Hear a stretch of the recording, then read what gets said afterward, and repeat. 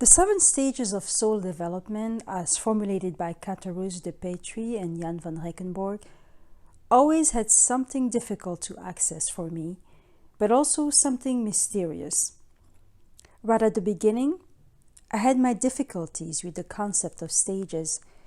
It quickly evokes associations of a path that is linear, plannable, and manageable.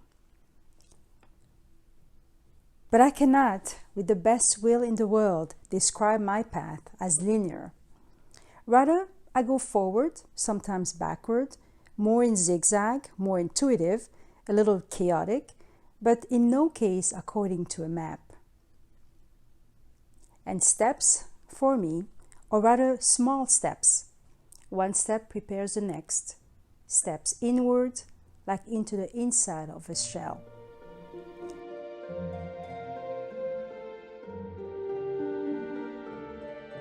Hello and welcome wherever you are in the world. Logon is an online magazine of the spiritual school of the Golden Rosycross. We hope that our podcast will provide you with food for thought, inspiration for new questions and impulses in your research for new answers. I feel clearly that the individual steps have nothing separating them.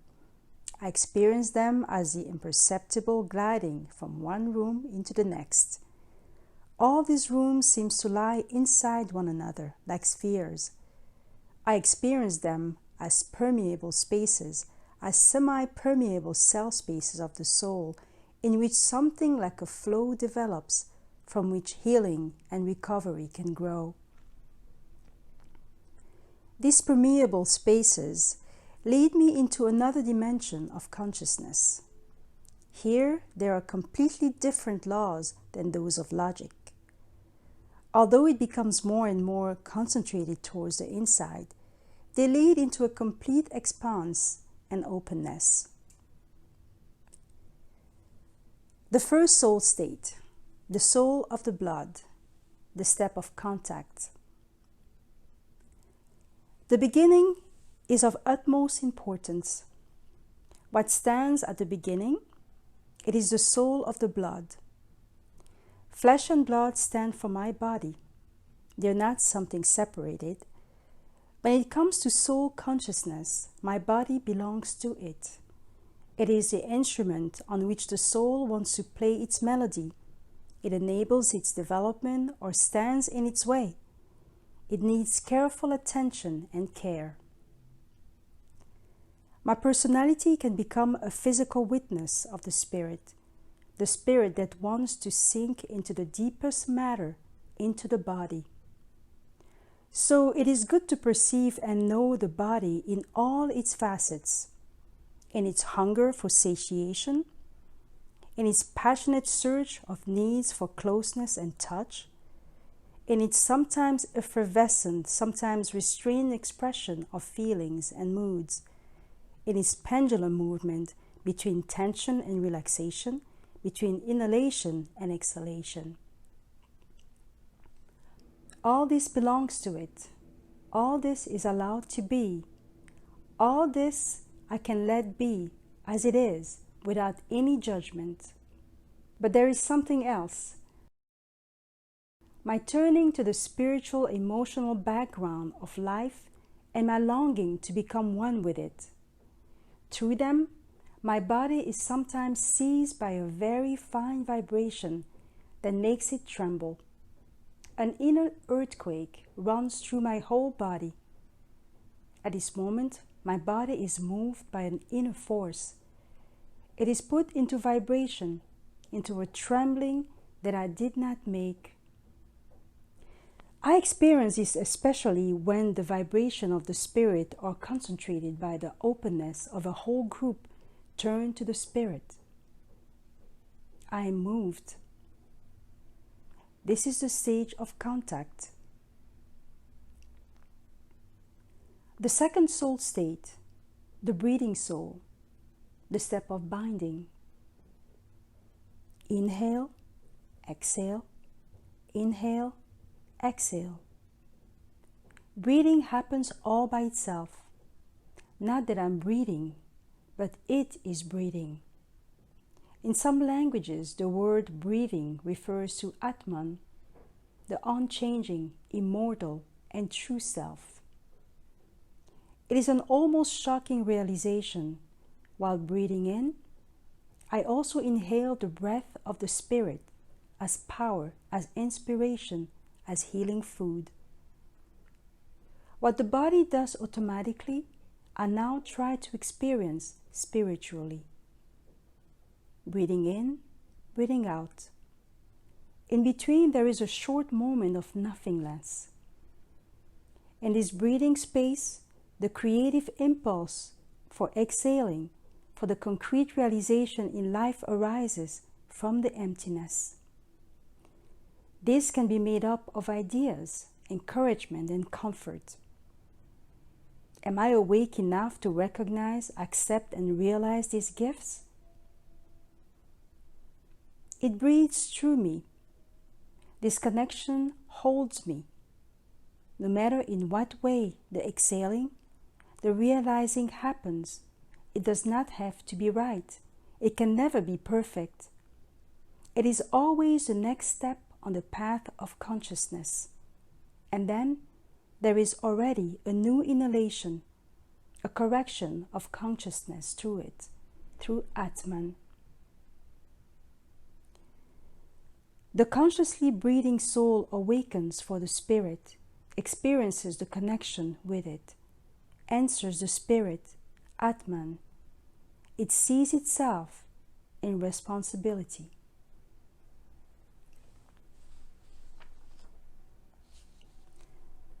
The third soul state, the soul which closes itself, the step of proof. When I incubate something, for example, when I am ill, I wrap myself in a warm blanket. Something wants to be sweated out, both physically and mentally. The heat generated from inside creates a purifying climate. What is hardened and encrusted can be softened and gain a new form. The spiritual enters me in a higher vibration when I consciously open myself to it. A heat arises, a high energy penetrates me, especially during a longer spiritual gathering.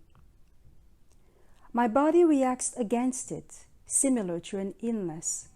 It wants to maintain its normality. Resistance also stirs up in my psyche.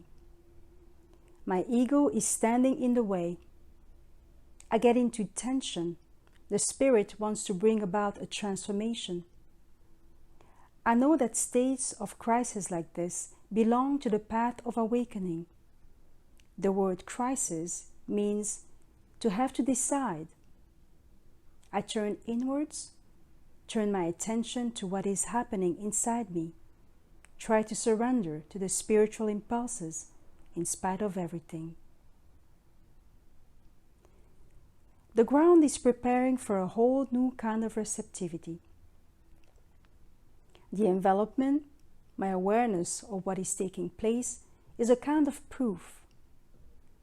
According to our current scientific understanding, a proof consists of a collection of facts and verifiable data. But here it is a proof of the heart, an achievement of wisdom. My transformation begins in the inner chamber of the heart, in which a new soul structure is evolving. The fourth soul state, the perceiving soul, the step of perception. New perceptual antennas developed in my inside.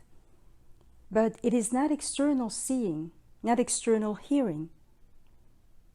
It is, so to speak, a feeling with the heart, a becoming conscious of what is happening. Sometimes I feel my heart beating with something I perceive intensely. Then I immediately know that I have come across something very essential, true.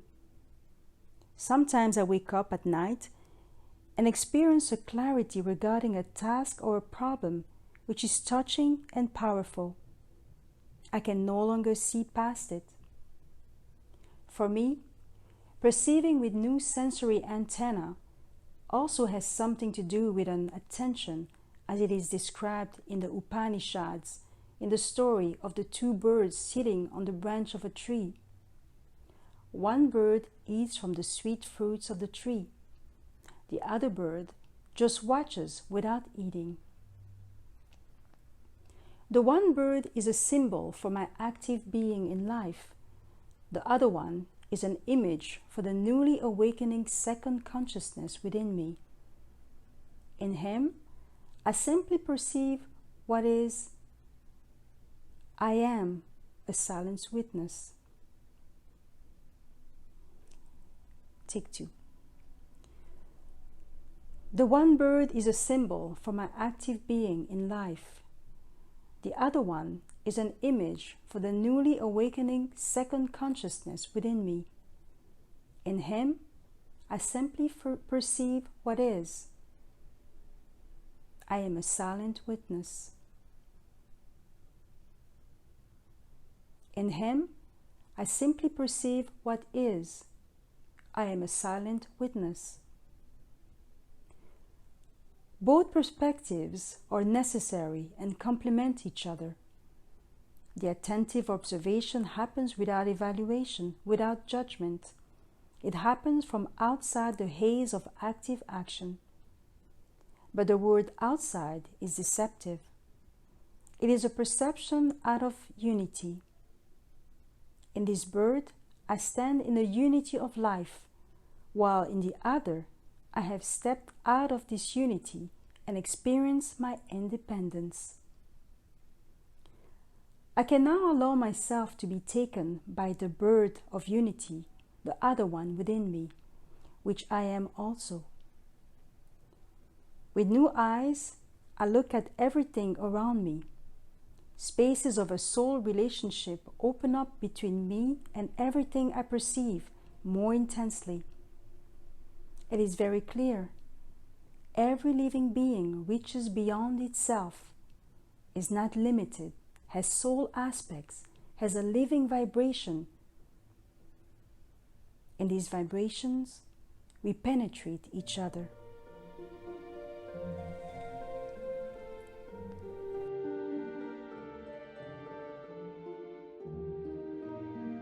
Thank you for listening, and we hope you enjoyed it. If you wish to support us in reaching more people, like our posts, rate us with 5 stars on iTunes, leave a positive comment where you can, or share our content on your social media.